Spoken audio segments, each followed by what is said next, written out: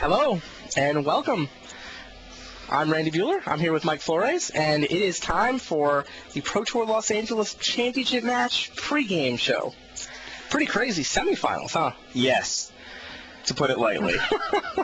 One player playing with the tightness of a well-wound bowstring, and the other with the sloppiness of my room, circa age 15. Chris McDaniel won the first two games, and Billy Moreno actually came back from 0-2. He won Game 3, he won Game 4, he won Game 5. All the way back, 3-2, he's through to the finals where he'll play Antoine Ruel. Billy Moreno's deck, really good deck. Really forgiving deck. Very, I heard him use that word to describe it, actually. Exceptionally forgiving, because, Billy obviously, he built what I consider the best deck in this top 8, and, he had to play a good game to get up here, but, he did make multiple errors that we noticed, and his deck gave him a lift. Yeah, that's fair. And against a player who's playing as tight as anyone that I've seen this tournament at age 7. Yeah, I don't know when Star Wars Kid has Star to Wars change. Kid's like 18, I think. Does he become Star Wars Man at some point? How does that work? Star Wars Man? Are you kidding? It seems like a much worse nickname somehow. I am Star Wars Man! I don't know what happened. No, We could just switch to Chris. You don't like it, Chris? No. When I first met the Star Wars Kid, Ted Knudsen introduced him, and he's like, "This is my Barn Star Wars Kid." And I said, "I'm not going to call you Star Wars Kid. What's your name?" He's like, "No, I'm Star Wars Kid." And then he bounced around a little bit, and then we did some team drafts. He's a nice kid. But Yeah, he's a good guy. I didn't know his real name until he actually won a qualifier. And Ted told me Star Wars Kid won a qualifier, and I looked up his name in the top 8 standings. That's how I learned Star Wars Kid's name. So anyway, yes, it was a very exciting match, to be fair. Most of the games could have gone either way. Sounds right. Yeah, McDaniel's deck just let him down at the end, I think. Maybe, Well, the deck matchup, Moreno's deck, I think, was clearly supposed to beat McDaniel's deck. I think Moreno's deck really was a nightmare for McDaniel's deck, but I think I think it was less as much of Chris's deck letting him down, and Moreno got 2 to 3 circular logics every game he won. Yep. And hit with at least 2 Cabal therapies every game he won. And hit with a naturalize in at least 2 of the 3 games. True. And I don't think that's Chris's deck letting him down. I think that's Moreno's deck not letting him down. Chris had gas, he just lost it all. Yeah, but the 4th game, he just didn't draw anything off the top. He got disrupted, sure, but he had 15 turns to draw stuff. That's fair. That's very fair. And then in the last game, yeah, Moreno's deck came out really well. A little bit of sloppiness here and there. Judges let him back up, not take mana burn, naturalize. What do you think about that call? Do you think he should burn if he passed priority? I do. After talking to Elf and Gottlieb, who's the rules manager, I think I have to agree with you now. I think it's just on Moto they give you a warning. Yeah, Magic Online does give a warning there. But let's talk about the upcoming match, huh? Antoine Ruel demolished his opponent. He did. Kenji Samura, arguably the best player in the world, could not put up a game against Antoine Ruel's superior old-school Psychothog deck. Superior in the matchup, if not the metagame. Definitely superior in the matchup. Metagame? He is the guy playing in the finals. He's lost 1 game in this finals. Right. 1. And which build do you think is better in the Swiss, though? Obviously they both got through. I think that Kenji's deck does really cool things, but my style of play, I would personally prefer to play Ruel's deck. I like 2-color decks much more than 3-color decks, and Olivier gave me the thumbs up, so that says something. It's just because Zvi actually taught me to not mess with my mana base if I didn't have to. Life from the Loam Engine's really powerful, but Antoine's got a lot of stuff going on that is comparable. Probably Kenji wins an attrition war against most kinds of opponents more often. He's got Life from the Loam, he's got Cycling, he's got blah, blah, blah, blah, blah. But, Antoine maybe doesn't have to. He just casts a Factor Fiction. Kenji doesn't have Factor Fiction. So, I like that element of his deck a lot. I dislike certain elements of his deck, like the Thirst for Knowledge and a couple of artifact lands. But in Game 1, I think, against Kenji, the Thirst for Knowledge actually saved him. It was the bait that he needed to win. Well, what do you think? Do you like Kenji's deck better? I hate crazy mana bases in general. I really feel like Gifts is a powerful card that you want to find a way to take advantage of. And Life from the Loam seems good. I guess that jury's still out on that card. I mean, I disagree. I think the jury's in and it's clearly wrong? No. I mean, it's a different thing to talk about Gifts and Given and Life from the Loam versus to say which Psychotog deck you would rather play. Like, yeah, my point being that if you could find a way to take the power of Psychotog, put it in Gifts for Life from the Loam engine, it seems like you ought to be able to tune that into something that's better. Maybe. I mean, it's not a control deck at that point. I just think that, like, if you want to see... personally, I think Gifts and Given is probably the best card in the format in terms of raw power. I think Gifts and Given is transformational. Yeah, it really takes a regular deck and makes that deck into a Cadillac. We were testing, and there's... If you put Gifts and Given in a rock deck, the rock deck's great. I mean, to make the rock great, like, let alone a deck like Blue-Green Madness, which already has gas, and then the engine on Moreno's deck is insane. Like, look, he's like Life from the Loaming, he's popping Centaur Gardens, he's battling the Cephalid Coliseum, he's splashing for Psychotog. He's got so much stuff going on that's so effective.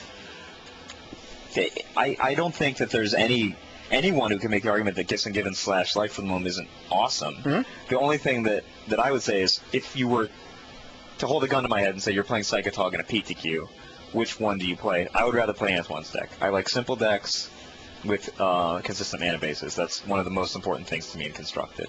I usually don't play more than 2 colors if I can help it.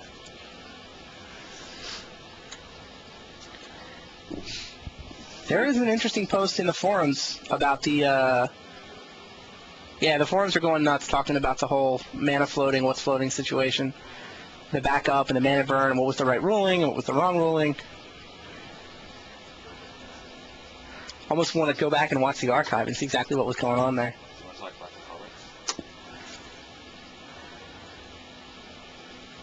I mean, what do you think that... What's up, Becker?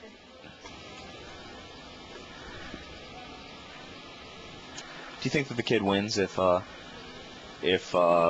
ruling goes the opposite direction there? I'm not sure. If they don't stop him, if they don't back him up, if he just mana burns for 3, irrelevant. It's not the 3 damage. It's the fact that he's tapped out, and Chris gets to untap with Heartbeat and Spring into play. He passes without flashing the therapy is what's important to me. That's relevant too. Yeah, he doesn't naturalize. He doesn't have to cast a new Heartbeat, so he's actually gets to untap with Heartbeat in play. That never actually happened in the match. Wow. No, he untapped with Heartbeat in play one time. It was after the therapy, so he had to... what did he lose? Was it Factor Fiction? Gifts Ungiven? Factor Fiction? I don't know if he wins if he untaps with Factor Fiction, but it doesn't look good for Billy. Tapped out. He doesn't have an early harvest yet, is the thing. No, but he had like 1 million land in play. Did he at that point? This was earlier, right? No, it was second last turn of the game. Not really. Like, if he has 5 or 6 land in play and a Heartbeat, he's turning where anything. Gifts Ungiven. I don't think it was 5 or 6 land. I think it was earlier than that. This was pretty early. It was only 3 or 4 land. It was like 4 lands. The turn subsequent to the end of the game. Was it? Yeah. He attacked him with Lethal Psychotog the next turn.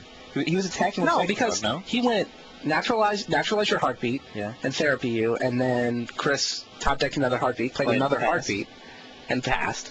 And then Chris had another turn where he could Nostalgic Dreams for Factor Fiction, get a land, pass, then he got killed.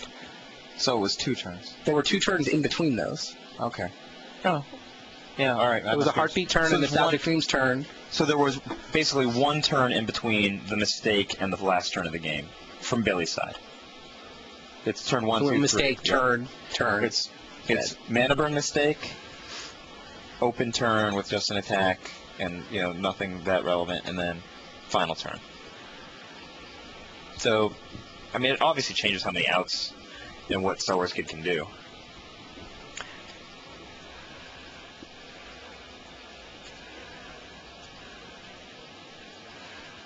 The other thing is that if you look at the game from the perspective of a second Heartbeat of Spring. If Chris just plays a Oh, second Heartbeat, yeah.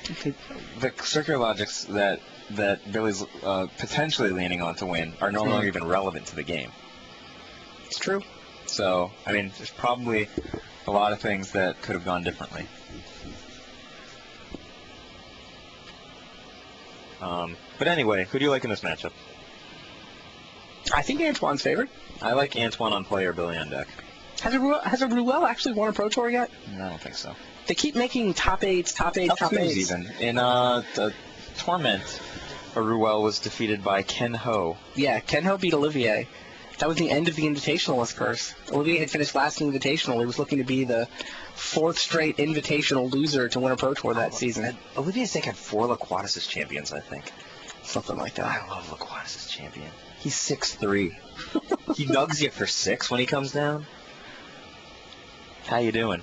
That's his calling card, 6 damage. I love that guy. I don't know if it was right, but I love the Laquatus as champion. He is a champion, so, you know, he wins a lot of fights.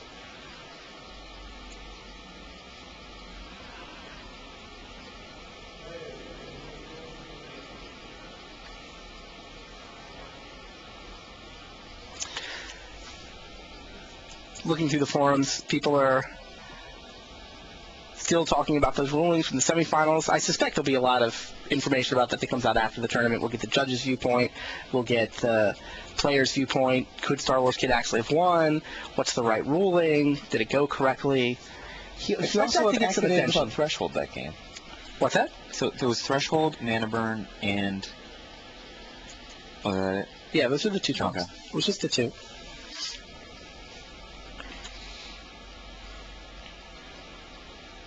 Yeah, I don't know. It'd be interesting to hear from sort of all the professional judges about how they would handle the situation.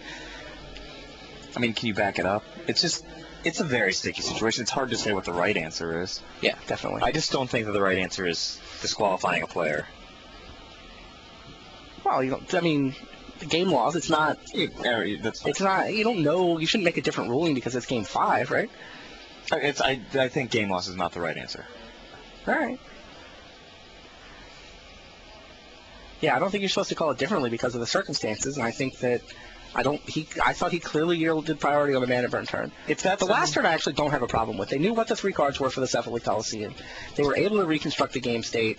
The guy messed up. Sure, he gets a warning. If anyone thinks he's doing it intentionally, it gets upgraded to at least a match loss. No one thought he was. It was just a sloppy mistake. So he picks up a warning. He doesn't have a lot. Did he have other warnings in the match? No. So fair enough. It's just a warning and backup. The Cephaly Coliseum turn, I'm confident was handled correctly. Okay. It's the Heartbeat Go turn that bothers me.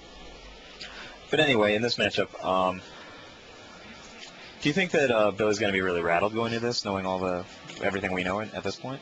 He's got to be, right? I mean, can you put that out of your mind? I mean, he was rattled before, I think. Is he? Well, you were the one who said that, when I asked about when he makes little mistakes like he made, like against Tormas in the round of 8, right? And you said, oh, he can put it out of his mind, not making this attack, not doing X, not doing Y. I think so. I think he can put it out of his mind, but I think he's playing a much more difficult matchup this time. I mean, in the semifinals, he got combo versus aggro control. Ruel's deck's basically a combo deck. Not really. It's a better control deck. It's a better control deck, but he kills you in one turn. Like, aggro control loses to control. No, it doesn't. Aggro control is great against control. Aggro control loses to creatures. Real creatures beat aggro control. I think if it's anything resembling control versus anything resembling control, the deck that's a little bit slower has a gigantic advantage. Really? Which deck beat Miracle Grow? I didn't play that format. Yeah, they don't. But ever since Odyssey, the aggro control decks have been the nut high because the green creatures going with the blue cards are so good that it breaks the traditional rules of aggro control. But aggro control decks have always shred combo and control. They lose to real creature decks. You lose to like goblins. I think Antoine's got a deck advantage here. I don't. I think Billy has a deck advantage and Antoine has a player advantage. We agree on that last part. Like Billy's No, got... I'd rather have the Psychotalk deck in this battle. Fine. What is it? Why does aggro control win? Because you only need light control elements to protect the lead. Antoine can't ever gain a lead other than by having a lead that's good enough to win the game, and then he can protect it. That's true in every matchup that Psychotalk plays. Early game, you just play not to lose until eventually you win in one turn. The difference between Billy and, for example, Sayoshi Vegeta, Sayoshi has a lead every game, and then his guys all die. Billy just has to protect a Madness Outlet or like his own Psychotalk or something. He has a ridiculous draw engine. He doesn't have that many counters, but doesn't need that many counters. Antoine's deck's got like 2 smothers that are relevant. If he gets to sideboard at all the same stuff that he gets to destroy Fujita. And Billy gets to side in Smother, which kills Psychotog. Therapy, which is great against permission decks in general. I think that like decks like Miracle Grow, Blue-Green Madness, and Block, the aggro control decks I think are consistently good against 2 kinds of decks. Primarily number 1 being combo, and number 2 being control. Like imagine you mentioned Nicholas Labar earlier today in Rome. Can you imagine a regular control deck beating Nicholas Labar with all of his Merfolk and Force of Wills? It was never going to happen. Dude, poke you away for 1. They tap out for Wrath of God. Force Spike, whatever he's got. There's just not going to happen. I disagree. I would much rather have a control deck against Nicholas Labar's deck. I'd also play a combo deck against Nicholas Labar's deck gladly. I did. You did. I know. And I should have beaten him. Eric said he should have beaten him too. Actually, Eric, what Eric told me was, I can't believe that there were 2 white weenie decks in that top 8, and I got the Labar pair. Fair. He was sour about that for a long time.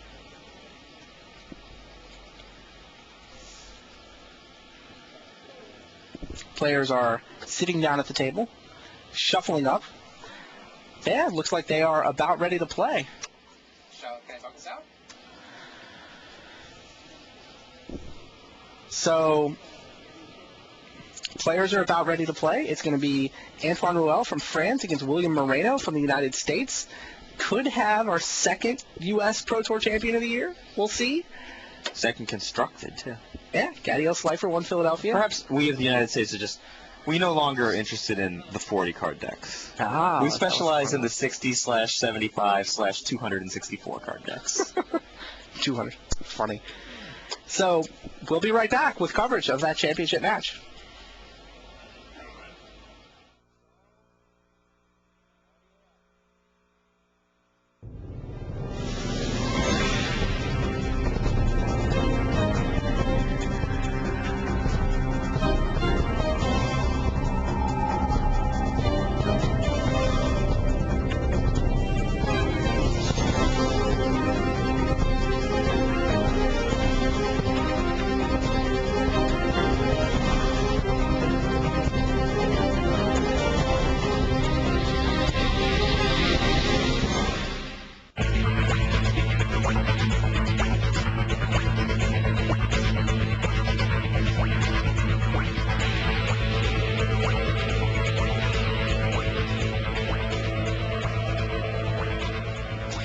Hello and welcome to the Pro Tour Los Angeles Championship match. I'm Randy Bueller. I'm sitting here with Mike Flores, and we are ready to watch the battle between Antoine Ruel and Billy Moreno. Antoine Ruel is playing a Psychotog deck, kind of an old-school deck. It's only got 2 colors. It's just blue and black. He saw Life from the Loam. That was been a big card this weekend, and he said, no, I like my old-school version better. I don't think that Life from the Loam is good. I think this deck version is better. Billy Moreno, on the other side of the table, also discovered Life from the Loam, and he said, wow, this card is spectacular. I need to find a place to use this engine. I can gifts for it. He tried it out with Cycling Lands. He wound up deciding that the right lands to recurse with Life from the Loam are Centaur Garden and Cephalid Coliseum. And he has been Coliseuming his way all the way through to the finals, came back from 2 down against Chris McDaniel, got through to the championship match, and now here they are. Game 1 is underway. Force Spike just killed Billy's Amoeba. Billy got his Aqua Amoeba Force Spike, but he does have a Basking Root Wall, and it came off on turn 1 Careful Study. Turn 1 Careful Study was hot. I think that those other cards deep analysis. Antoine Rouleau, Island. Control deck just setting up shop. I wonder how Billy Moreno's got Psychotog, Arrogant Worm, Basking Rootwalla, Merfolk Looter, and Chrome Mox. If he can get that Merfolk Looter to stick, it's going to be nightmare time for Antoine. No Madness outlet right now, though. He has 2 in his hand. I think he just plays Merfolk Looter and plays Gun. I guess he doesn't play the Mox. I mean, he runs the risk of getting nugged by Force Spike, but what do you think? Force Spike. Yeah, I don't think it will, though. And he agrees with your play. Goes for Merfolk Looter. Antoine uses a counterspell to stop it. That's fine. Billy has another Madness outlet. Antoine's hand is land. Didn't see much. Oh, I don't like this play at all. Which play? Throw away my Arrogant Worm to play a second Basking Rootwalla. Wow. Antoine's hand is land, and maybe one spell. It looks blue. He's got Rang. Oh, Boomerang. Are those mental notes? That's a Factor Fiction. Oh, much better than mental note. I think it's a mental note and a Factor Fiction. And a Boomerang. Yep. Throw away Arrogant Worm for second Basking Rootwalla is interesting. I don't like that play at all. So he can get 2 in?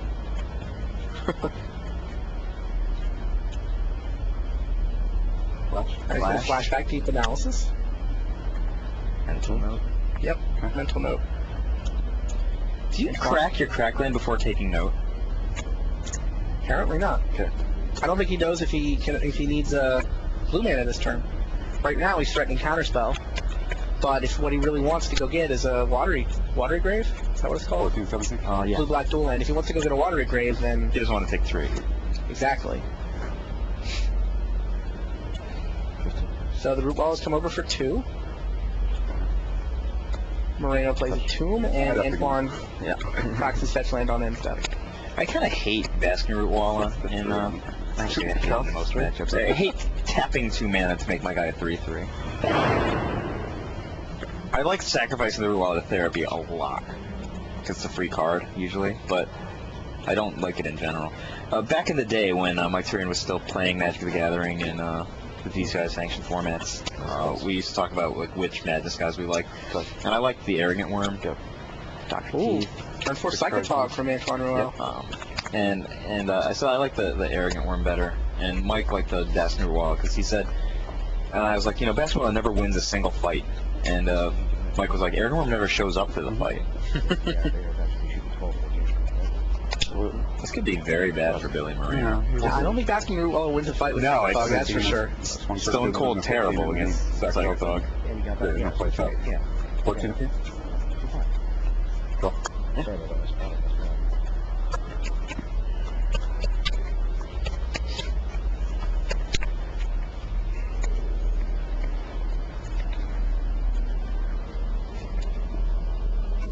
What's your play if you're Billy Moreno? I think you have to. Oh, no, not Deep Analysis. That's not my play. No? I would try to run Psychotog out there. Good. Antoine says me? Deep Analysis me? No, sorry. Deep Analysis myself. On Moto, you got to declare the target. Like, it's cool. On Moto, you have to declare the target on Gifts Ungiven.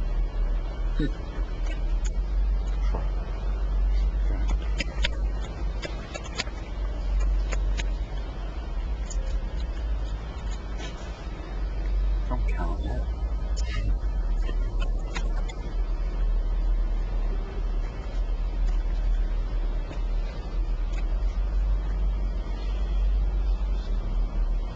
I think Antoine should just march his Psychotog in the red zone.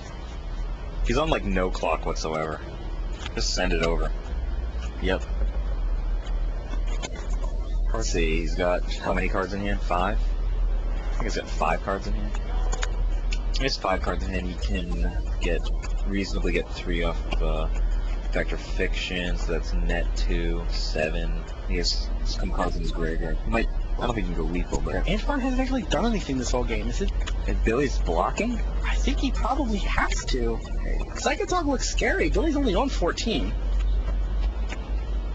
7 cards in his hand. Well, 7 cards in his graveyard and a Factor Fiction. oh, he needs a land apparently. Yeah, he's main phase Factor Fiction. Just so it's not losing to any draw spell. Yeah.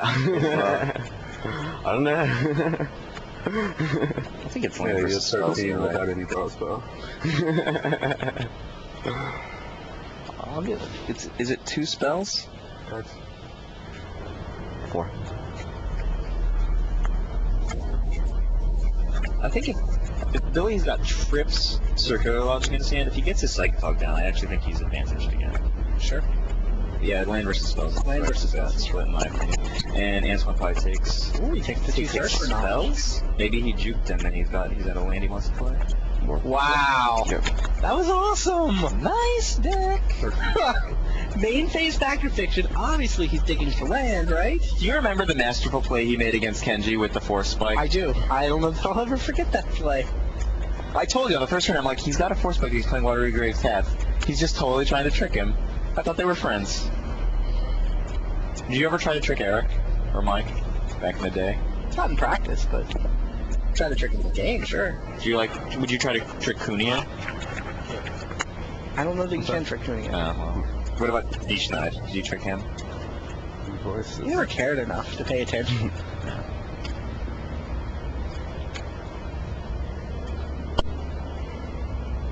Threshold. Draw.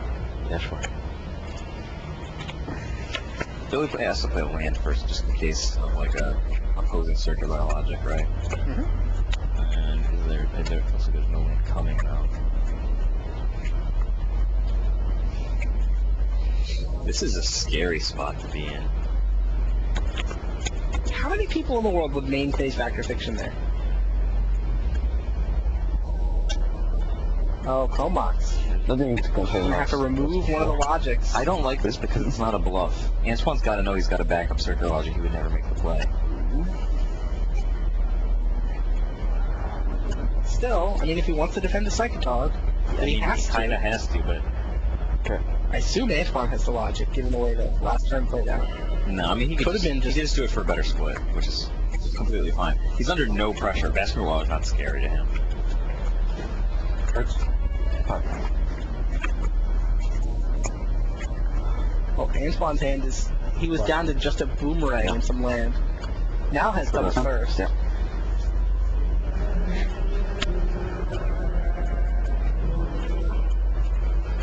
They both have Wonder, right? They both have wonderful decks. Yes. I believe each of them has one wonder. A backup Psychotog for Billy Moreno? Is that what's in his hand? 2 backup Psychotogs? I can't tell. 2 Togs and 2 Logics. That's his hand. It's Wow. just deep analysis into Psychotog. Is there like a place you can train that allows you to learn how to pick up Psychotog and Logic? Like, he was in that critical turn against Tormos in the quarters where we were like, if he doesn't pull out Psychotog here, he's pretty much, there's Psychotog. Yep. And a better. Counter target spell. Counter Magia. Wait, why was there no Counter Magia? Billy countered the first for knowledge. Oh. Antoine went main phase first. Billy countered. Antoine dropped the Psychotog that he just ripped off the top of his library. 12. Yeah. Billy's hand just keeps improving, He's actually. got an arrogant worm. Well, he has to run down his first Psychotog, and then Counter Magia.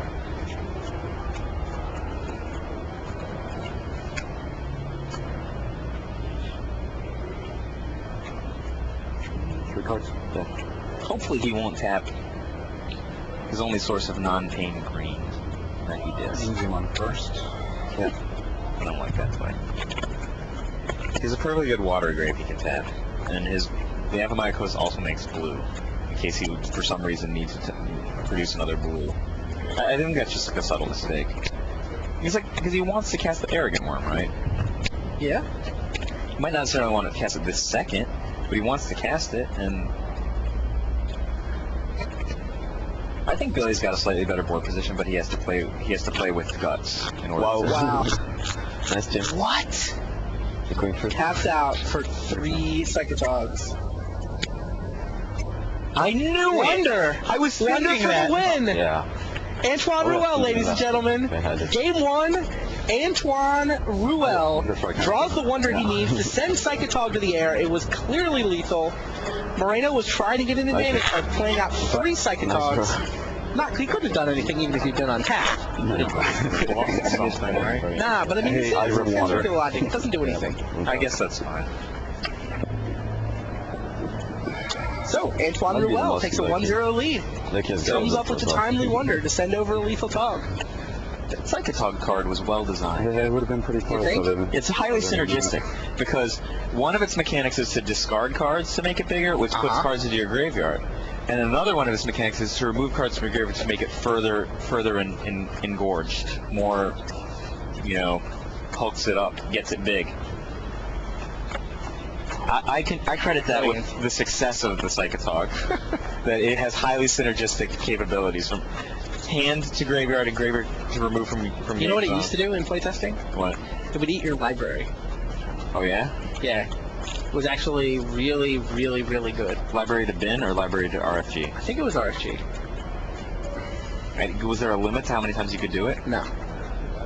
That seems fundamentally flawed to me. Well, it was. It was pretty crazy. And instead we have the best creature ever printed. But it's worse than the playtest version. What about the playtest version of Kataki War's Wage? I heard a rumor. Did you? Yeah. What was it? That it didn't used to be a 2-drop. No, I mean, I think the debate was just whether to print Kataki or not. I don't Oh, think I mean, it was a different card in contention for that spot. It was just a question of whether or not we needed to kick Affinity in the balls. And the answer was no. No one played Affinity.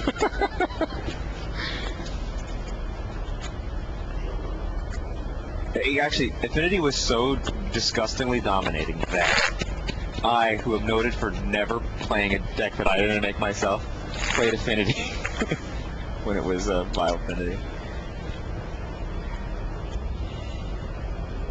Yeah, I'm getting a bunch of questions on the forums about the semifinal rulings. I mean, I don't have a lot of information I can share, quite honestly. One group of people have pointed out the Ryan Samara ruling from Pro Tour Philadelphia, where Samara announced an illegal spell right, because he got confused about pro color and what color the splice spell was. He named the wrong color. Right. Yeah, that's... No, but his spell, he wanted taking mana burn in that situation because he tried to play a spell that was illegal. One more.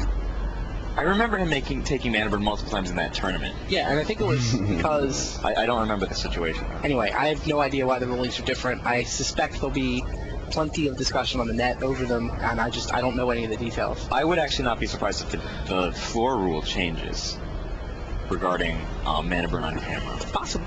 I'm sure it'll get some scrutiny, that's for sure.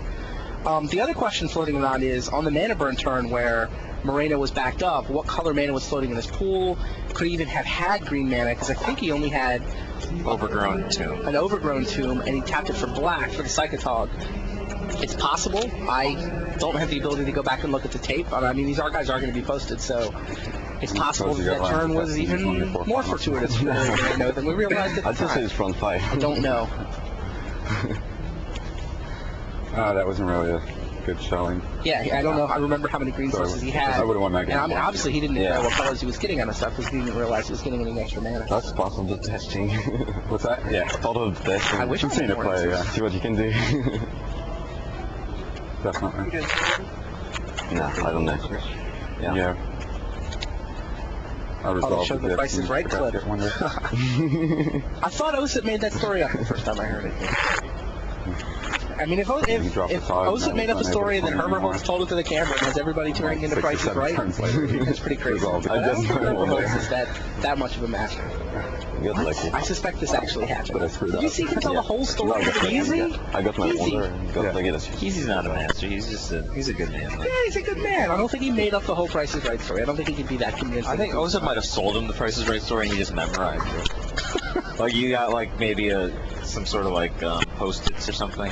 And get it like stuck to the inside of his lapel. You know where would be a good place to have a post-it? Like you know how he always wears a baseball cap? Like under the lip of his hat. He could like Sure. maybe let's roll the tape back and see if he's like looking straight up into the sky while he's doing it so he could read off Did it up. the Price is Right story.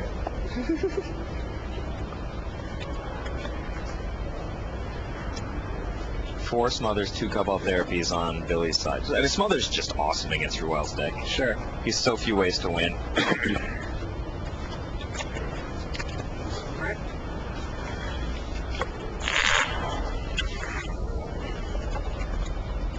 who do you think is more advantaged by sideboarding? Well, I thought Billy was going to be advantaged in general, so any sideboarding's got to help Ruel. But Ruel's getting Gaslit. Gaslit, is that even that good against Go? I guess it's good. Seems good. You have mental notes to power it up. So You can't kill Wild Mongrel and Psychopug with it. You can kill Arrogant Worm. Like, there's just a poopy Maybe guy against with you. basket. Against you. On the fly. Is Razormane Masticore anything? I don't know. I don't even know. Interesting. I bet he brings in Smother. Stones, you think? Maybe his deck's he thinks his deck's just good and he doesn't want to mess it up too much. These are can't really be like. I don't know. I usually like to actually have Can be fast. Green Madness versions like that. Like you could just draw a bunch of cards. They can't very straightforward, so you usually can just go to one and do some blocking. Forums are begging us to talk about Cold Snap now, thinking that I can say anything. I can say that Cold Snap's a cool set, scheduled to come out in July. It's the third set of the Ice Age block. It'll come out in between the Is it Ravnica called block. Cold Snap or is that the code name? Cold Snap's the real name. Wasn't there a card Cold Snap? Yeah, there It was. like screws up. It's one of the Snow cards? snow-covered land hosers from the original Ice Age block. But yeah, it's a cool name for a set too. We've had set names with card names before. Visions. Visions is my all-time favorite set. Yeah. I love these sets that are not broken cards, like not Mind's Desire, not crazy like the Urza's block. I didn't like a lot of the cards like Time Spiral, Yawgmoth's Bargain, stuff like that. I like the cards that are like Impulse, Mana War, Utabi Orangutan, just tight little cards that are mana efficient, that go into a deck and just to help run a regular deck. Again. And Good I mean, choice. Visions also It have wasn't Fire even Blast in it, but just in general, I just love the way Visions work. It's so promising to see the last Just part of get that release on Magic on for you. Yeah. Wow, if the Mirage release goes well, I have we'll a move forward in time. I have a 4 of accounts, so that would be tight. Walla Walla, Mongrel, Neva, Wonder, and a Logic. Yeah. Pretty much replace any two of those with land. Holy cow, let's keep this thing first. Yeah. I would have kept it thing second. I hope she will. Got an action. Next game. It's not like it's a horrible matchup. I can't win it once I start out with 8 spells. You brought in Maloka, maybe. Interesting. Duress. Who wins in a fight between Duress and Therapy? What do you mean? Who wins? Duress versus Therapy. Ball Therapy is more powerful. You have to have creature stuff. It's better than Duress if you always hit. Like even if you never flash it back. 5 like this. True. 5 like Some people that. are really good You have to always hit the right It's thing. different. Superstitious sometimes. I just want to fit it. Ball Therapy is better. The Ball Therapy is better if you have creatures. Ball Therapy is really good when the opponent has like 3 Mind's Desire in his grip. That's when it's really good. In Vintage, for example, Duress much better. Oh yeah? I've never gamed Vintage. Really? Not once. Good I card. trust your card. I mean, like, I used to hang out with Chapin and Chapin would trusting these the Vintage card. decks, and I'd try to play it, and then he'd be like, no, The master of stop. he's done destiny. I'd be like, why? I am Because you cutting. cast Dogmoth's Will. You know the rule, right? If you cast Dogmoth's Will, the game. And then like it's my fault. So I didn't get And, the I mean, I was like, it wasn't even that sick. I was just getting back like 2-3 cards, and he's like, no, then you're bad, and you should lose. He's always, Dogmoth's Will, the game should always lose. All right, what do we got here? Looks like the players are ready for game number 2. Did Billy go second? Oh, he's not breaking his land until the end of Antoine's turn. Just cracking with fetch land. And there is the ubiquitous Force Spike. I actually like had visions of Antoine the Wonder, and then he I just think it's better after peeled it off. There it was. Except for the therapies.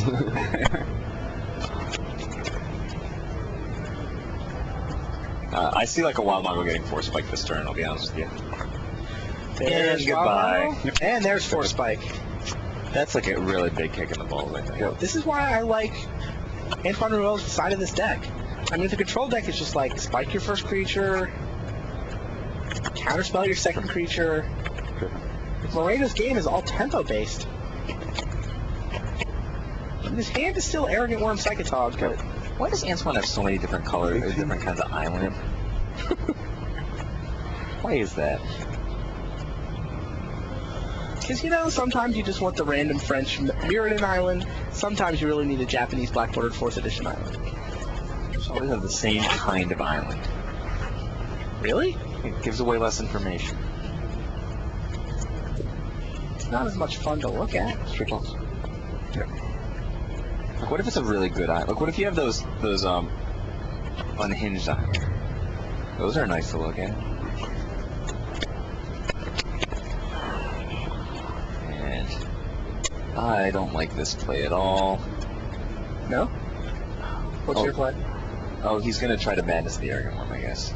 Yeah. Oh, that's actually decent. Yeah, this is kind of a rules timing trick that not everybody knows, but I mean all the Pro Tour players know the trick. If you discard an Arrogant Worm to Careful Study, it doesn't leave the Madness Zone until you pass priority. So you actually have time to play a land and tap that land for mana to madness out the Arrogant Worm. That's precisely what Billy Moreno attempts to do. Antoine Ruel responds with an opt. You know what sucks when the opponent... Oh, goodness. Oh, mental mode? Still digging. I was afraid it was Force Force Spike. That would have been super sick. Results. Nope, no Force Spike. Arrogant Worm. And Arrogant Worm sticks. And Billy has already dumped his Wonder, right? And he's got Tog in his grip and Cephalid Coliseum. Good. So the way seems clear for Moreno right now. Well, Ghastly Demise eats Arrogant Worm, doesn't it? Tasty little Arrogant Worm. When do you run the Psychotog, pre or post combat? I think pre-combat. Really? Yeah. Why? So you can defend it from Circular Launch. I mean, from Ghastly Demise.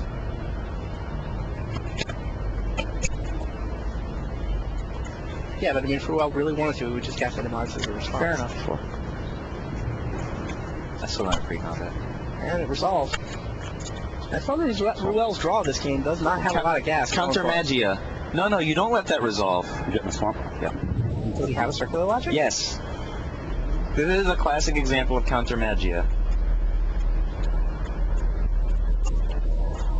Like, usually you don't fight the Factor Fictions, but when you have this much of a board advantage and Wonder down, there's no way you let Factor Fiction resolve. Yeah. And Billy Moreno agrees with you. He's now empty-handed, but he's got a Psychotog and an Arrogant Worm in play. He's also got a Coliseum with Threshold.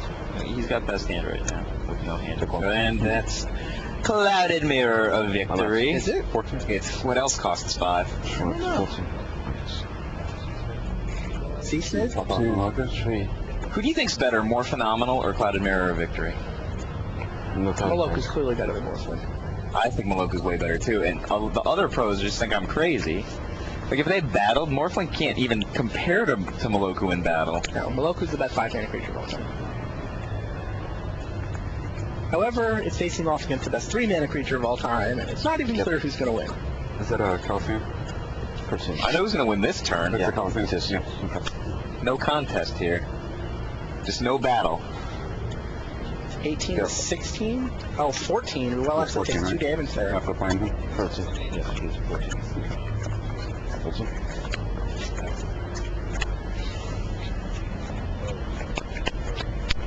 I mean, there's no way Maloku is going to get in a fight with either of these creatures at this stage.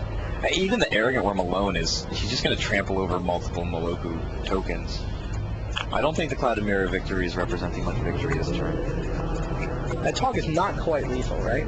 He has Cephalid Coliseum. Cephalid Coliseum is +3/+3. He can enact shenanigans if he wishes. 4, 5, 9. I think it's close, but not quite lethal.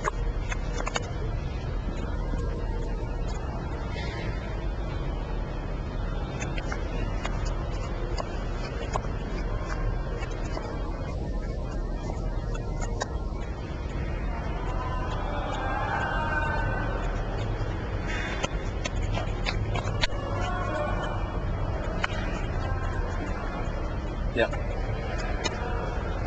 And he's breaking the Coliseum. Let's see what he gets. Mongol. Rootwalla. Have threshold. And Logic. Circular Logic. that's a spicy one. It's keep one card. Guess which one he's keeping? The land? Obviously. Pretty sure he's gonna dump everything but Logic and have a chump blocker in play. Yep. He's awesome at Coliseum. He always draws it too. He's only got one. Okay, he's awesome at Coliseum. What part is He's awesome at activating it, and he's awesome at drawing the one Coliseum that's in his deck. he's awesome at replaying it with Light from the Loam. He's awesome at, if there's an aspect of Coliseum that can be even discussed, he's awesome at. He's awesome at putting it in his deck. Like, lots of people didn't do that. They were wrong. They were like, putting other things in their deck. And imagine you're on Ruel's side and your opponent just dumped Wild Mongrel with his Coliseum and he keeps one card in his grip. What do you think it might be? I think you know. But Maloka's in play. He has a Cloud and Mirror victory, but these guys are crashing. He doesn't have Brawn though. Like if he had Brawn, his deck would have been in D-tight, as they say. Check 5. What's it, 9? Yeah. Go ahead.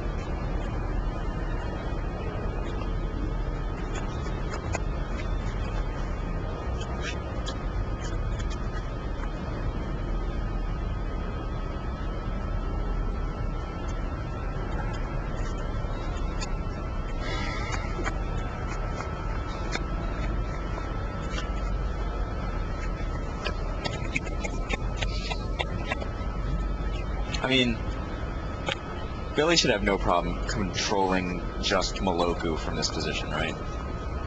He could just tax Maloku and keep Antoine picking up lands. Accumulate, Yep. the amount, he just taps the mana and Antoine's actually setting himself behind further and further every turn. Can you imagine, what if Billy draws the garden this turn? So I puts it down, so that Maloku can't even get in front of Basking Rootwalla. 18, 7 billion, yeah.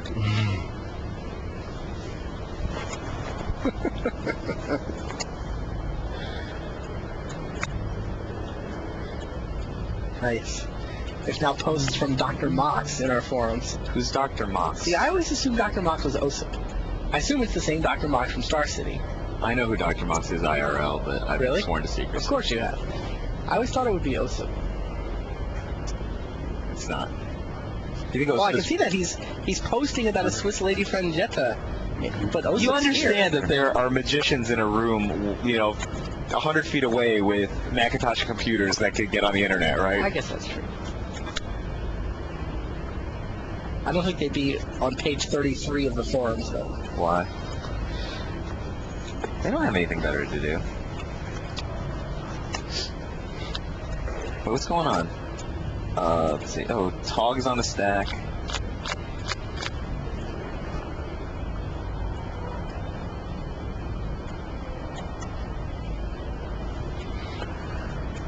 What's going on exactly? Tog's on the stack. Logic. What's the Factor Fiction for? It's the top card of his graveyard. Oh, sorry. Okay. How much? No, 9. Antoine's had some nice riffs himself, though. After getting his Factor Fiction killed, he's a must counter guy. The first must counter guy actually didn't get countered.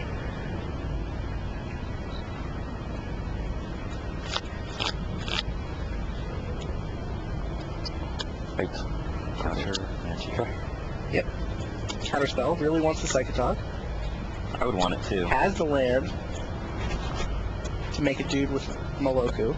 This is a dangerous spot for Billy. 1 card in here. He's For going Billy? to, yes, he's going to want to keep his Bastion Walla back to chump block the Psychotalk if need be. Yeah. Okay. And that means like any board control card from Antoine wins the game, unless he draws another Circular Logic.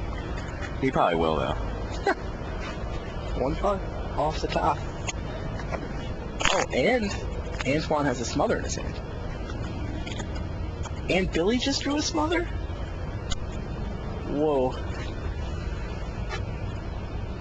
That looks like Smother, Oh, man. main face Smother's terrible. Is it? Yeah. He doesn't need to clear a path? I don't think so. What's Antoine on? 8?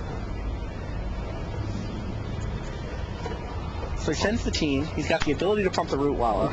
The Rootwalla is probably going to get blocked by Moloku, and Antoine Ruel himself will block Psych Talk. Antoine Ruel using his own player cards as tokens. Had to tap a Coliseum for that mana though, so that point was annoying. So those points are adding up.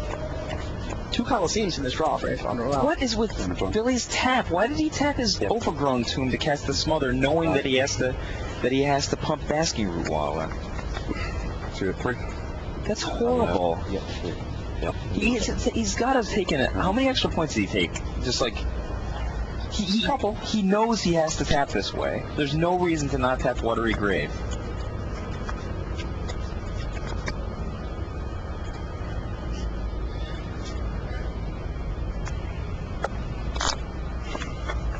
And Antoine smothers main phase. He's got to. Doesn't want to let Billy draw Circular Logic to defend. Which he would. 2 cards. But like actually, this is a really difficult position for Antoine. He's going to end up having to pick up a lot of... Yeah, it has tramps. He's on 3? Yeah. And that's 4. Does he have to stick Moloku in front of it? Yes, he has to stick Moloku and 2 guys in front of it. And hope that Billy has it. Does he have gas in his hand?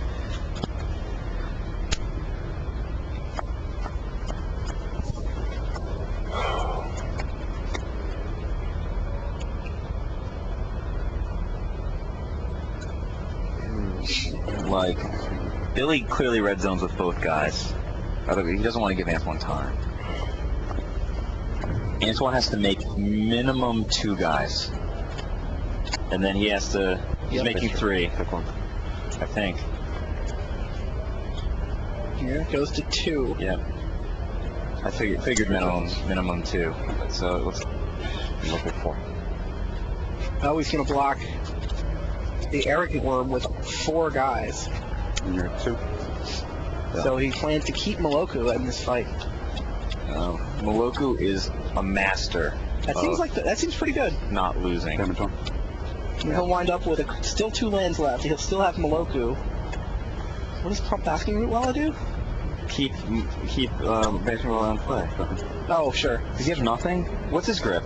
Land, I bet. 1 card off the top that turn. I think it's a Deep Analysis. So Antoine's down to 2, but he's actually stabilized the board. He dealt with Psychotog. He dealt with Arrogant Worm. He had to pick up almost all of his lands to do it. Cloud of Mirror Victory loves picking up all the lands, though. He played Coliseum. That's surprising to me. Is he going to activate it? Antoine's hand is 6 lands. I think the answer is yes. He does indeed intend to activate Cephalic Coliseum this turn. Billy probably drew like something sick. Maybe he drew Aquamoeba. Yeah, he drew Aquamoeba. He still has the Deep Analysis that he drew last turn. No, just play. Targeting myself. Oh, no, just play. You would run out Aquamoeba? I would attack with it unless Basking Rootwalla. Sure. And then I would run out Aquamoeba. Ooh, Circular Logic.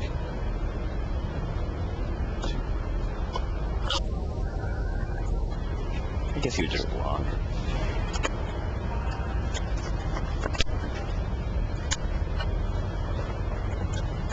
I think Antoine can come back in this kill. Absolutely. He's got control. He doesn't have, quote, control. Why not? He's like inches from losing. Yeah, but how's the guy going to get through Moloku? I didn't design it. Logic. Mana Leak's the other Deep Analysis? Sorry. Is that just land? He has Aquamoeba. Yeah, he has to run out Aquamoeba. Yep.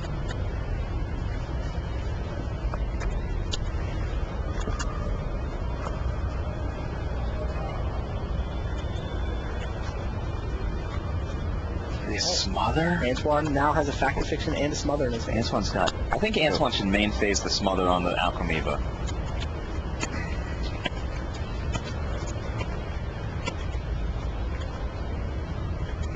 I guess I'm not sure. I agree. I mean, risky run is he's not in good position against Arrogant Worm. I mean, I think he wants to get to Factor Fiction EOT here. Yeah, I mean, Billy has to attack with both things just to keep him honest. Yeah. I mean, Billy's also playing off the top. And Antoine knows it, so the Arrogant Worm odds aren't that high. Look, Antoine has to pick up a land every turn. If he sends. If he sends. Then just send. Or play Wild Ball. Like, I don't like that play because it telegraphs his hand. Like, Antoine can make a play that's suboptimal for Billy's hand if Billy attacks first. Billy clearly puts his guy in front of Aquamoeba. I'm sorry, he puts Illusion Token in front of Aquamoeba and Moloku in front of Does he Basket have green mana? He did it! Oh my! He has no green mana. He didn't! Where's his green mana? He had 2 green mana in play, right? Yeah. He tapped both green mana for the Wild Mongrel. Oh my goodness. Wow. What? If he just sends first, he can't even make that And there's the mistake. smother on the Mongrel. Oh my goodness. And now Moloku gets to start attacking. Do you draw some gas? Drew a Circular Logic. Would have liked to have that a few turns ago, I bet. Plus. Oh, the mana taps. You're at 12. Beautiful. 10. Moloku attacks again. How much? Billy's down to 10 now. I think Antoine just makes 3 tokens EOT. Really? Yeah. Go. I don't think so. 12. 10 now. 10. No problem. Here's another deep analysis. Resolves. Sounds right. Irrelevant and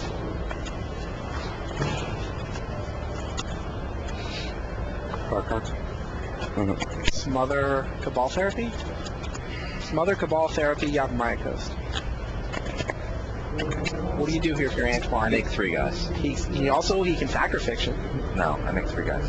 You make 3 guys Yeah. and 2 turn 2 clock? I make 3 guys and put a land back down so that if I draw a counter, I can cast it. Billy has no board. Antoine goes for Factor Fiction. Ghastly Demise, Circular Logic, Dark Blast, Land, and Land. Yeah, that's game. That's also good. Yeah, I think I would Factor Fiction there. Just gives you so many more options to react if Billy does come up with something. But he has to come up with enough things that he can beat Moloku in a 2-turn clock and minimum 3 guys. There's no combination of cards in his deck that he can do that off from what we know that he has.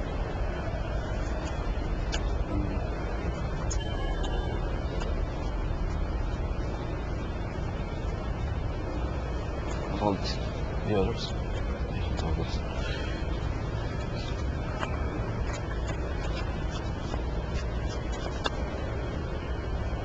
Dark Blast Circular Logic or Land Demise? Yeah, Dark Blast Circular Logic seems better.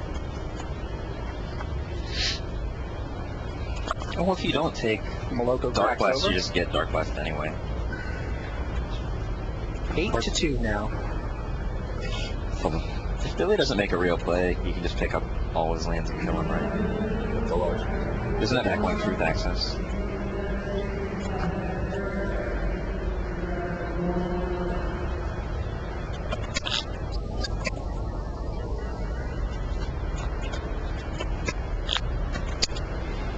Go.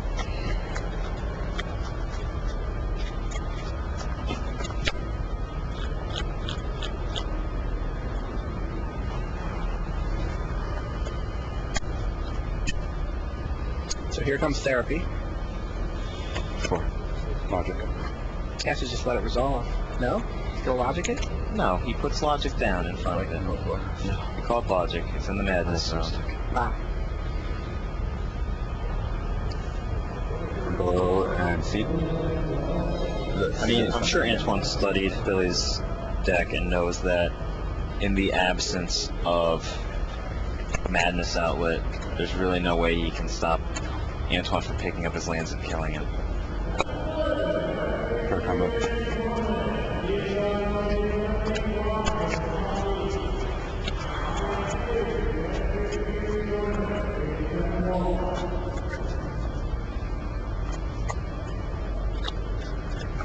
Aquameber.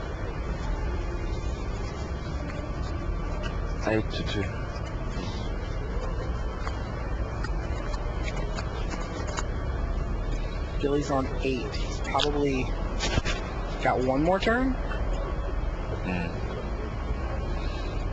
Too close. So I'm going to smother and a logic.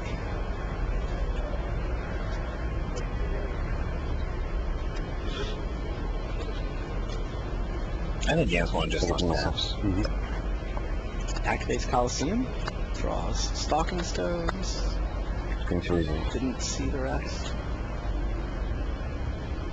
Search for knowledge and ghastly demise. He's going to demise that for Aquameber, I think. Discards a mental note. Some land. Yeah. Okay.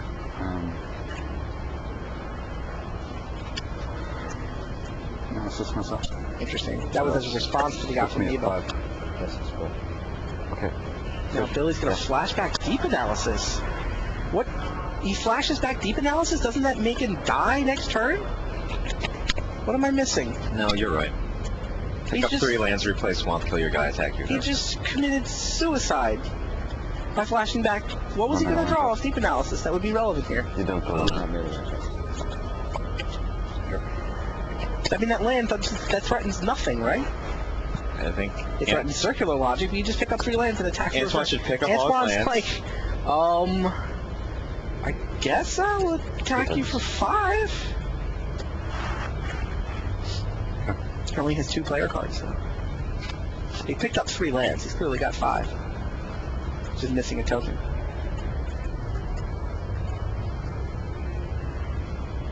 How much? Is there Wonder in Billy's yard? That's the out. Wonder means Aquameber blocks. Potentially. He had Wonder very early. Okay, so that is a flying Aquameber. Oh, but if the circular logic gets Force Bites, Aquameber is dead, and those tokens fly over, and Antoine Ruel takes a 2-0 lead. 2-0 Ruel. Best 3 out of 5 matchup. Antoine Ruel is now 1 game away from winning Pro Tour Los Angeles. To be fair, Billy Moreno had his back against the wall in an 0-2 deficit in his previous match against Star Wars Kid. True. And he battled back. You have 1 copy of them. Like, So I don't think we can count him out yet. Only answer I have for him. Like, I think that if he didn't make the wrong mana taps I'm glad if you kept so many times, most pivotally in the turn that he cast the Wild Mongrel, I think that the game was tenable. Definitely winnable. Yeah, I agree. And you won like, my semi-final. he's not outclassed in deck, in my opinion. I just think like slightly different plays. I don't understand his mana taps.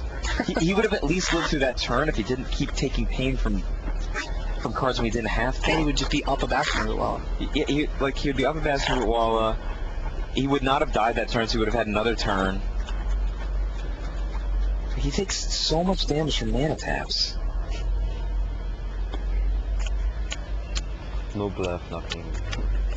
It's just It's about time Ruel won a Pro Tour, right? Those guys have been at the top of the game for 5 years now. But, you know, I don't know. being near the top, you know, Okay, maybe that keeps you hungry. Just one. Like in I mean, I'm fine with you bringing him in. bluff and Masticore. Sideboard in. You know, it's gonna be Masticore before you shuffle it in. All right. Dan, what did I sideboard in? Masticore? somewhere.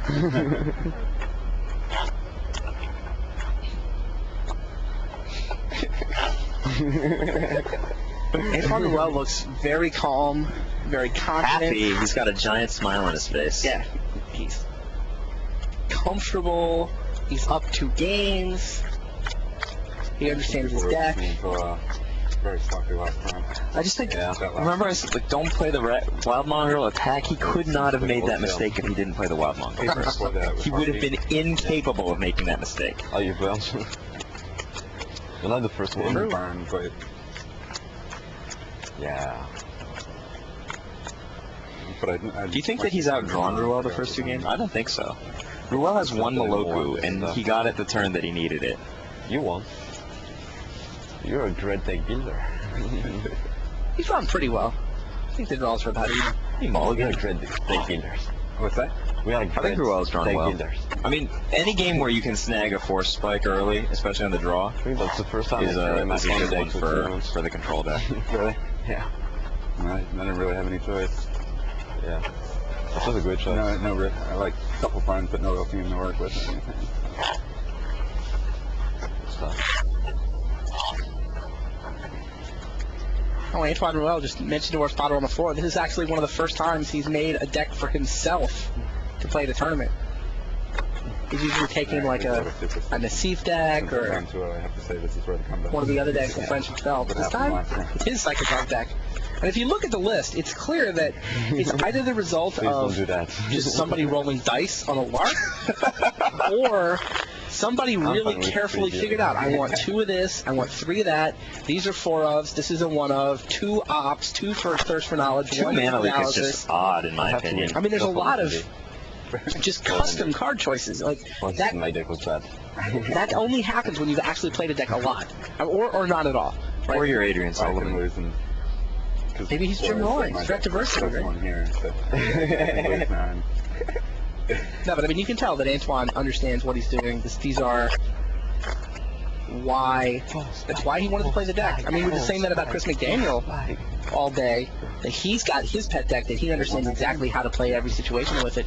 The same true of Antoine Ruel. Get that first mongrel there. Got a lot of experience playing Psychotog. He's put a lot of money with it over the years.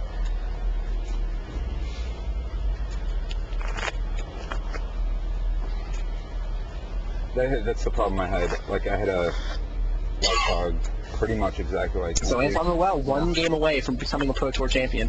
Do you see a sweep? I'm smelling a sweep right now. And so I did just say that that Philly battled back, but Yeah, it's... Oh, you know the other thing that happens if Antoine Ruel wins this game?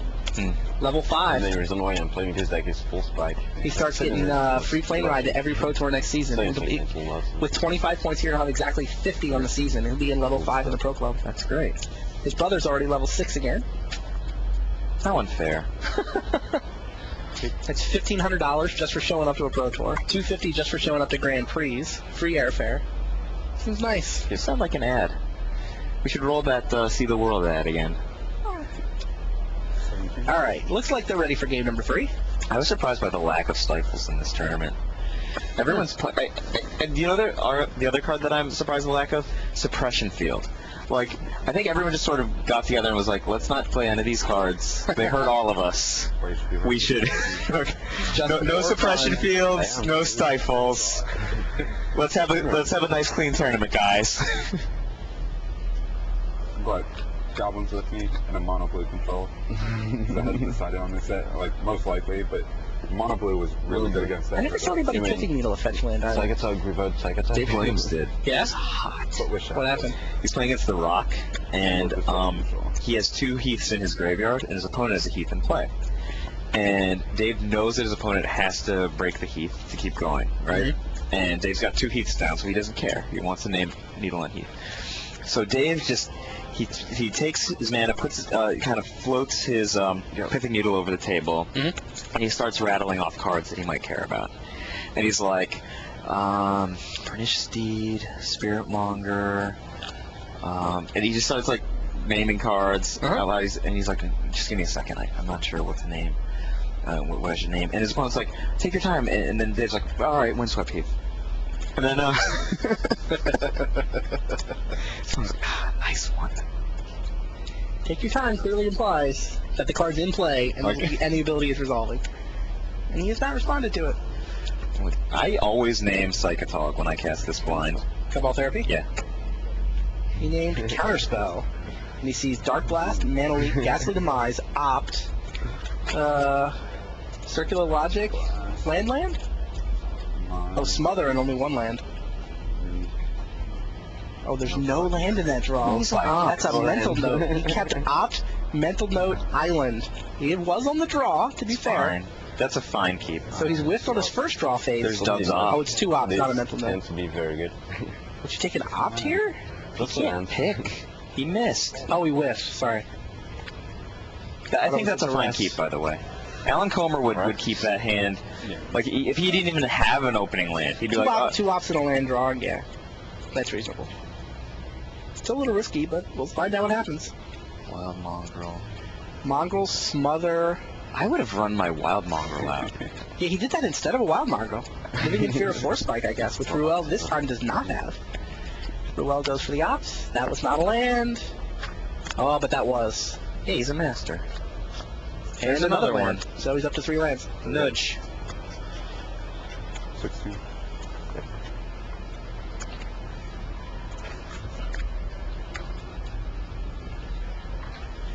I think you have to trust your deck, otherwise can't win. For me? Yeah. Anyone. Moreno cracks his fetch land.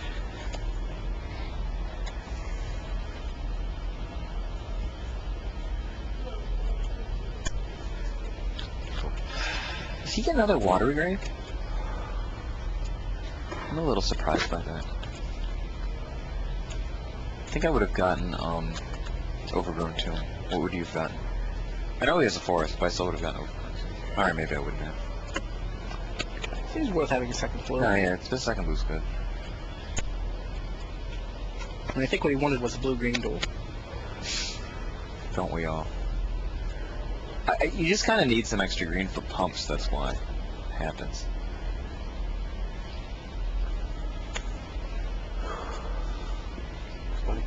He's just trying to exhaust his hand.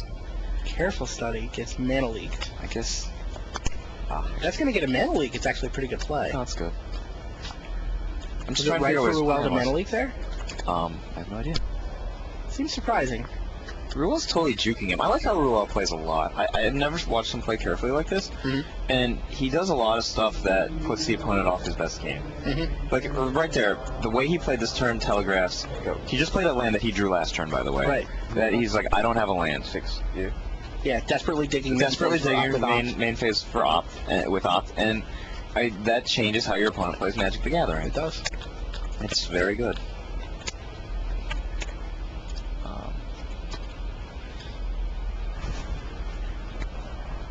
And he knows his hand, so he can go after something nicely with combo therapy here. I would go for the smother while I still could. I'd play down the land and then go for the smother. Yeah, Like, no Ghastly black Demise, for Ruel. it does Ghastly. Oh, actually, he can 2 for 1 on the Ghastly Demise, but it's just, I don't know. Which do you think is better? Take it. Perfection. Does he not know there's 2 Ghastly Demise? I think No. he has to go for the smother then.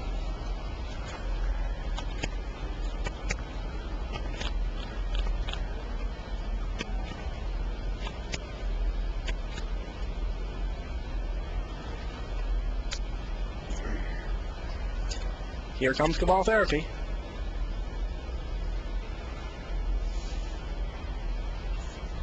Smother. Do you think it's Does possibly? name Smother. I think it's possibly right for him to flash here, even though he has no other guy, just to take out 2 Ghastly Demise. Seriously, like one of those Ghastly Demise is going to trade with a random card in his hand, automatically. And he has to do it in maybe he can wait a little while. But he has to do it in a position where he can get it to resolve. Like next turn, Antoine can defend Ghastly Demise from Cabal Therapy with Circular Logic. So. Okay.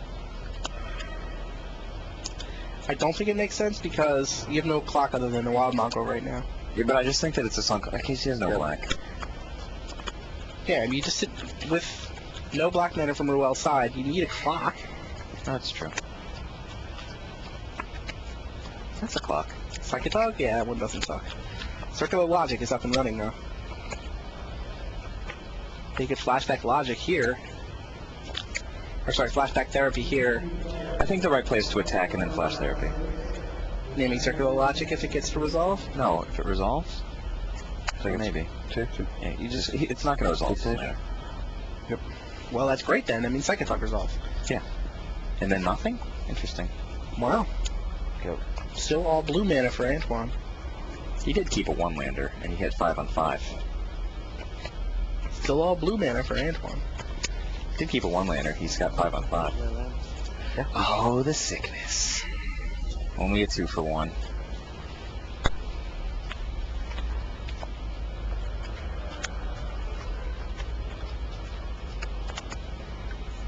Ooh. 3 touchdowns.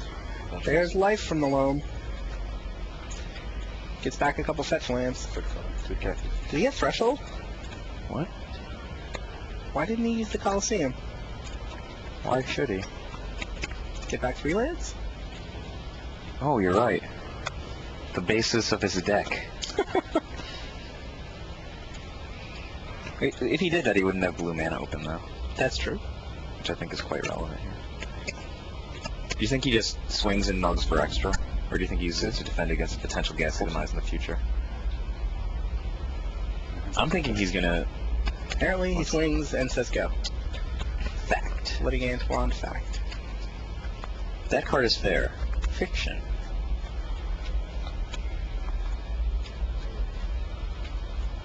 Yeah, results.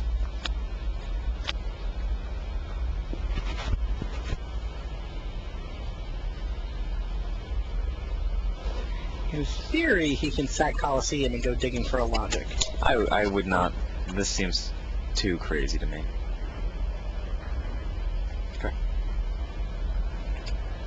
Stalking Stones. Black Artifact Land. Moloku. I smell Another Factor Fiction and a land. I would 1/5 Moloku against Factor Fiction and the other 3 cards. Really? Yes. No doubt. I wouldn't even think about it. And there's Moloku. 2 blacks. It's unclear which pile Antoine should take, in fact. Although getting the black lands, his ability to manage this board is just so... Yeah, 3 land and Factor Fiction sounds pretty tempting. One of the Moloku lands is game over. black, one of the lands is a Stalking Stones. Moloku's probably game over, though.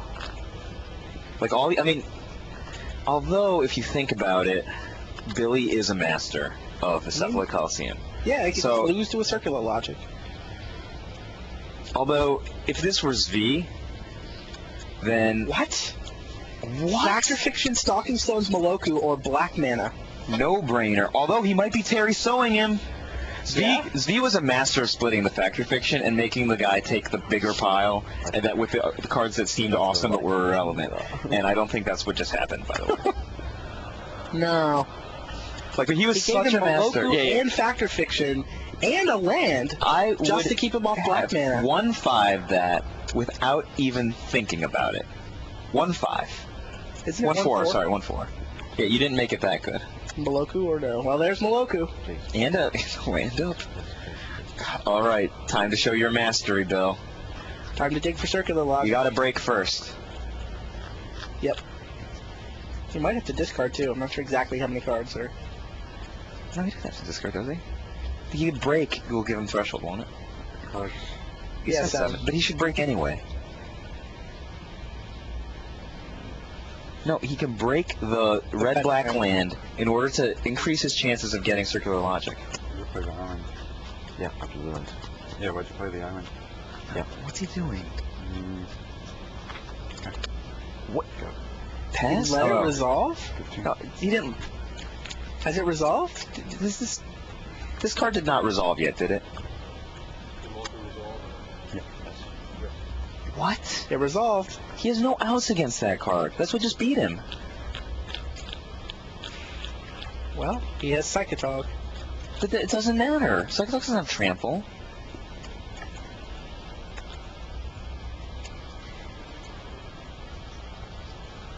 Does he have some plan that we don't know about? He doesn't have an upheaval, right? No. Draw a charge back. Yeah. Gonna dredge life from the loam. That was a terrible dredge.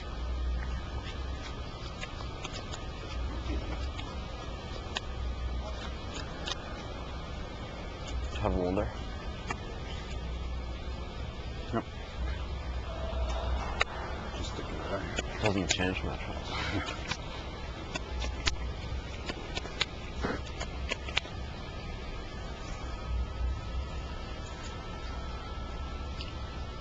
Best 3 out of 5, and Antoine Ruel leads 2-0. Yeah. He is 1 game away from becoming a Pro Tour champion. Take it. Take 2. Antoine seems to have plenty of life to deal with. He's facing a wild mongrel. Now there's a Psychotog on Billy Moreno's side of the table, But it too. doesn't matter. Moloku seems like he can provide chump blockers for Psychotog and still provide enough offense. Ah. Moreno needs... I don't understand why he didn't try to fight over the Moloku. Moloku attacks. Okay, right now he should break and try to find Wonder. He might be able to kill Moloku. Wonder. Billy, come on, break and search. Sorry. Yeah. Cool.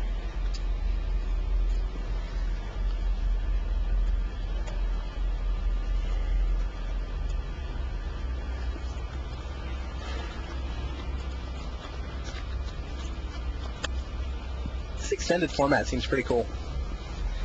There's just lots going on. Good games of Magic. I mean, the one thing you can say about this match is that the past couple matches are really exciting. Like, Yeah. every turn I'm on the edge of my seat. It's a stark contrast, for example, to the top 8 of Pro Tour New York 2000. Rebels. Forever mantra. Remember that Pro Tour every game ended the same way? I do. Before declare blockers. Wait, what? Wait, No digging. No looking for Wonder. I don't understand at all. Like, he's got the Life from the Loam engine going. He doesn't have any disincentive, does he? That's fine. Yeah. Charge it back. Yeah.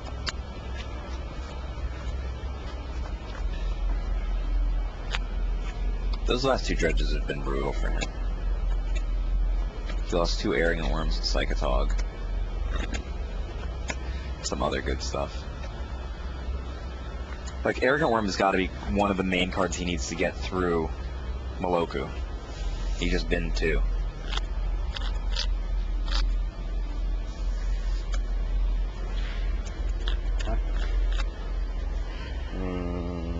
Hold on. I'm going to target. Yeah. Randy, what do you think about webcast coverage for Grand Prix as Dark Steel Underpants just asked for? 12. Could be fun. It's pretty expensive to set up all the equipment. What if we just send someone with like a... You can do a podcast pretty easily. You can do a podcast pretty easily.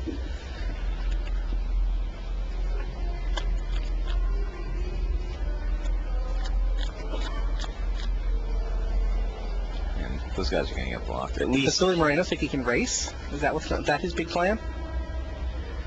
there's no Wonder. Cousin House? He can't race. It doesn't. That's not even an option.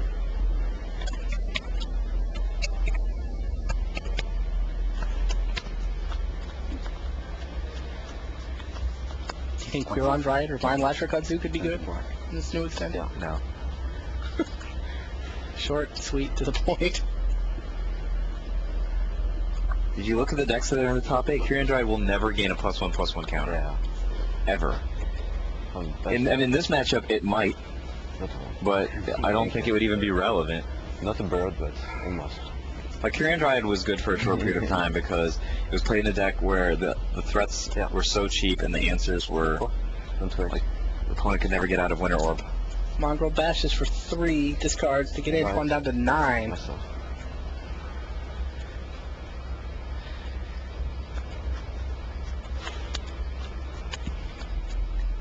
Antoine's got to decide how many guys to make now, right? No. No? You just keep attacking for 2 if Billy keeps making this play. Just make a couple guys hang back. Some of the forums are dredging up the name Brian Davis in relationship to this finals. I disagree. Should be 8-12. Also, Who was it? Brian Davis, Yeah. lost 5-0. Fair. I don't think Moreno is actually in a position where he's throwing away games that he's definitely won, like Davis did. Right. He's making decisions that are contributing to games that he could win, where it's unclear whether or not he would win. Ooh, Antoine Ruel just picked up a giant pile of land. I thought that might be the play here. He wants to be lethal in 2. Don't kill yourself. 1, 2, 3, 4, 5 lands go back to his hand. Let's see the master of the Suffolk Coliseum, because he's got to use it this turn. 1, 2, 3, 4, 5, 6, 7. Knock Billy. him down to 5. Break for a Go to 11. basic island. Basic island, sack the Coliseum, and then pick up Basking Root Walla, Arrogant Worm, Wonder. And that will be a very exciting turn. But it's actually not clear if all those cards will resolve. So.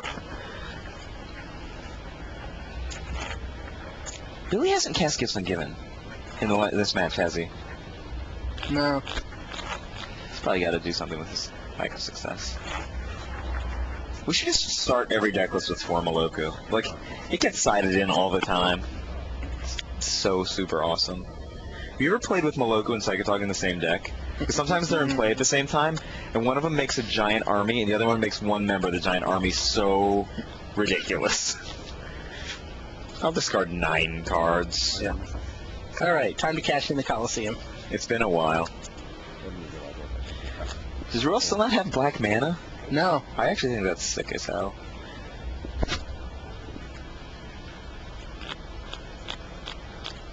He's running like mono blue for type 2.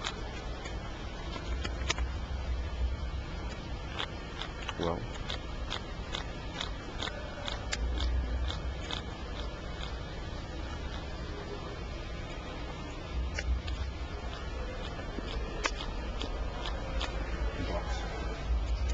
Rudy.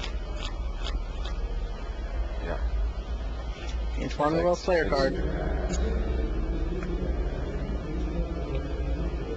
Doesn't want to lose one of himself. If they're going to lose one. Wait, why does he lose one? Was Wonder discarded? Skull. Was Wonder discarded? I assume Wonder must have been discarded, right?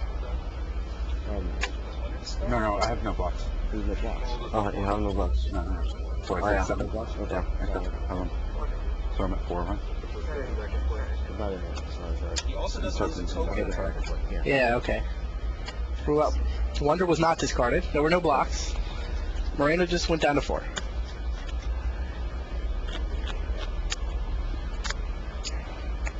Right. Ruala wishes he could fly. I was about to say, can Billy win here if he's got Circuit Watch? He needs, if he has a Smother and a Dark Blast, he wins. He'd rather just draw Life from the Loam. I don't think that's right. No, I think he has to draw off the top here. He has a Smother. He can get the Coliseum. Does that do anything? He needs a Smother and a Dark Blast, or 2 Smothers to win. I think he has 1 Smother in his hand. I mean, can he get a second creature lethal? How many cards does he have? He has to get the Tog through. It's the only No, way. he Life for the Loams for Centaur Garden. If he gets both Rootwalla and Mongrel through, it's lethal. Okay. I think. He needs a lot of mana for that. 3, 4, 5, 6, yeah. He casts Life from the Loam. He pumps Rootwalla. He uses the Garden. Oh, and then he also has to kill a token. Does he have enough mana for all of that? Life from the Loam, pump Rootwalla, use the Garden. I think he's 1 short. I believe he's 1 mana short. Where's Toby Harris? Oh.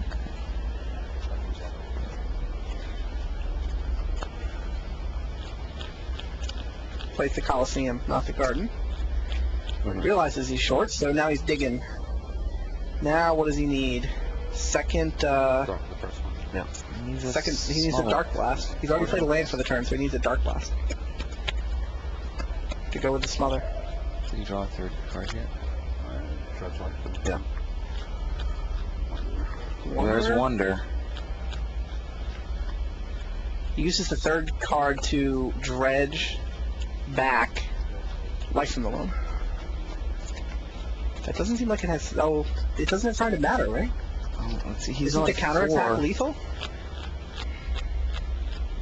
He got Wonder into the bin successfully, but that doesn't do anything. Matter. Like, if he could come up with a Dark Blast, he could actually attack for the win. Given that he has Smother in his hand. There's no way out, is there? Now, is he trying to survive an attack? No. How big can... No. I mean, all Antoine has to do is make 2 guys. I mean, maybe Antoine won't make 2 guys. Maybe Smother is going to be good enough here to stay alive. No, there's no such play. He has to do it during combat, prior to block. Oh, after this. Okay, so he makes a guy, and then at that point... Too late. It came down. He didn't discard? Billy forgot to discard from the Cephalid Coliseum. Made a big difference having 3 more cards in my hand. That changes how good Wildmonger was by a mile. Yes.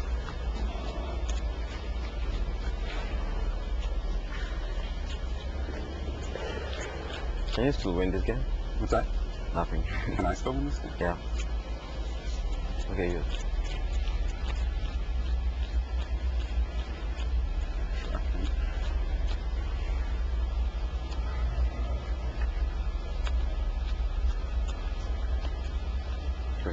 Yeah. Alright, so Billy Moreno does discard to the Cephalid Coliseum.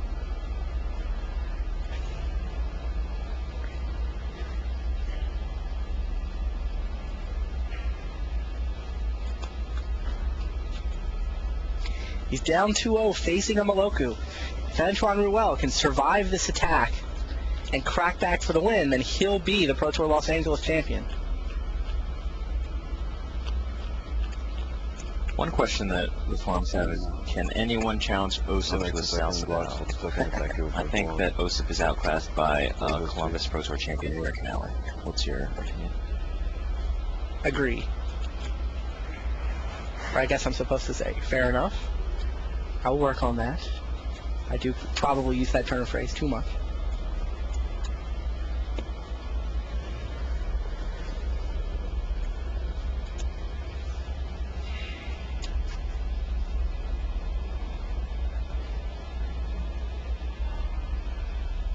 I'm not sure what Billy's play is here. I don't think he can survive. I don't think he can block to live another turn, and I don't think he can attack for lethal.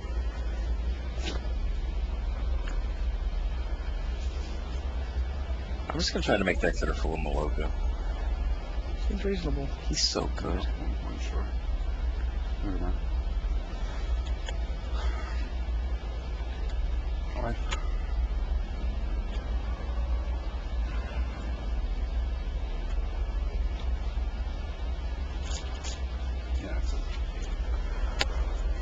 And there's the hand. Antoine Ruel wins Pro Tour Los Angeles. Look at him smile and raise his hands in victory. Congratulations, Antoine Ruel. You are the Pro Tour Los Angeles champion. A 3-0 sweep. 9 games won, only dropped 1 game the entire day. He did drop one. Yeah, it wasn't quite the Jeffrey Cerrone. Oh, there's Olivier Ruel hugging his brother, getting... Come on. Oh, that's awesome. You got to feel good for those guys. Antoine Ruel is a great Magic player. He deserves this. He's a fitting champion. He played a great deck. We laid beats on his deck and we were wrong. We were. Absolutely. I showed up this morning and I was like, where's the life in the loam? Did they just miss it? During the quarterfinals, they came over and both Ruels were telling us, no, we chose not to run it. We knew the card existed. It was a conscious decision. It didn't look right. You know what? Hats off to him. Apparently, it wasn't the right call. Their deck was the right call, and Antoine is $30,000 richer because of it. Interesting thing someone pointed out. Remember on turn 2 when I said that I don't think he should get the Watery Graves, I think he should get the Overgrown Tomb? Yes. The reason he didn't counter Moloku was when he broke his Mire, he couldn't get a blue land. He had both of his graves in play. Oh, both his graves were in play. Funny. It's funny that I mentioned that, but yeah, he would have been able to at least try to counter Moloku. Funny. Moloku was indeed, as you like to call him, the clouded mirror of victory. No one ever loses when Moloku's out. I mean, someone loses, but not the guy with Moloku. Ah, it's true. He's just so absurd. Psychotog and Moloku might be the 2 best creatures ever printed. I think Psychotog is the straight up best creature ever. There's Does Bird of Paradise count? Like, he's good. Let's say no. Let's just say no. It's no fun. Bird of Paradise is not a fun answer. I've heard Joblin Welder's pretty good. Only in certain formats. Like, was he even in the Tinker Decks in New Orleans? Yeah, he was in the one that won. But, I mean, not all of them ran him. It was just an option. Only the one that beat all the other ones. Goblin Welder's good they were like situationally. It's like, is Gorilla Shaman the best creature ever printed because it ate all those moxes? No. No, because no one cares about Vintage. That's the only place Goblin Welder gets any play anymore. That's fair. But, I like Moloko a lot. He's a good one. I dislike Psychotog, but respect his ability. Fair. All right, so Antoine Ruel is the Pro Tour Los Angeles champion. He knocked off Kenji Samura in the semifinals. Kenji did take over the lead in the Player of the Year race, but it's only a slim lead. Olivier Ruel has definitely got the ability to catch him at Worlds, as does Masashi Oiso. Not the way Kenji's playing. Maybe not the way Kenji's playing. Oiso's got the team on his side, though. He's on the Japanese team. He's got the ability to gain up to 6 points more than the other guys. But I mean, Olivier is very, very good. And in an earlier interview, I called Olivier for Player of the Year. But, I mean, you just got to... There's 2 constructed formats at Worlds, and Kenji's top 8. Can't stop him.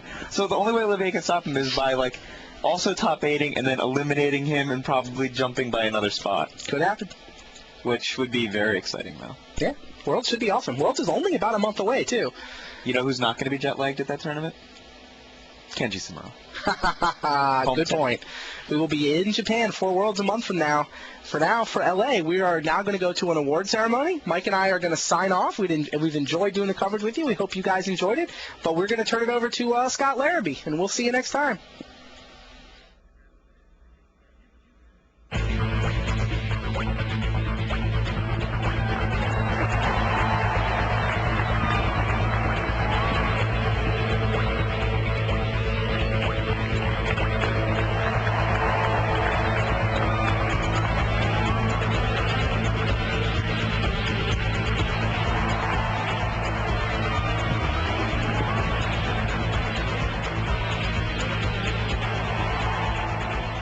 Welcome to the 2005 Pro Tour Los Angeles Awards Ceremony. Before we begin, we'd like to congratulate the semifinalists. In 4th place, winning $13,000 from the United States, Chris McDaniel. And in 3rd place, winning $15,000 from Japan, Kenji Samura. Okay, please help me welcome the finalists. Winning $20,000 from the United States of America, William Moreno.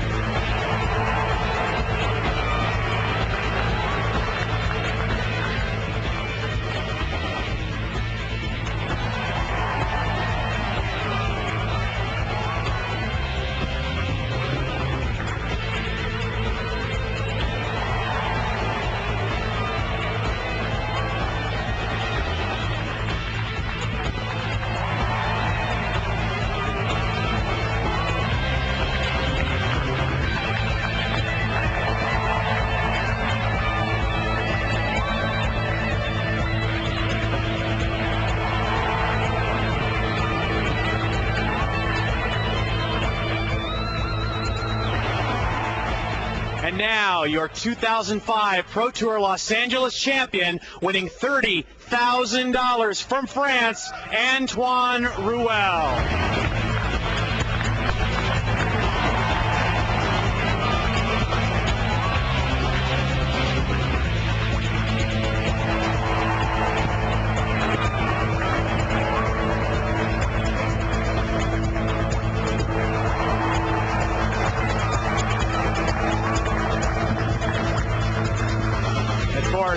This $30,000 check.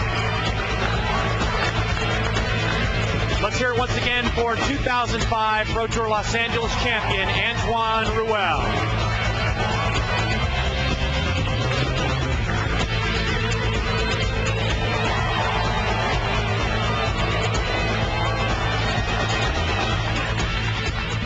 I'd like to thank all the staff, judges, and players for making 2005 Pro Tour Los Angeles such a success. We'll see you November 30th to December 4th for the 2005 World Championships in Yokohama, Japan. Thank you. Good night.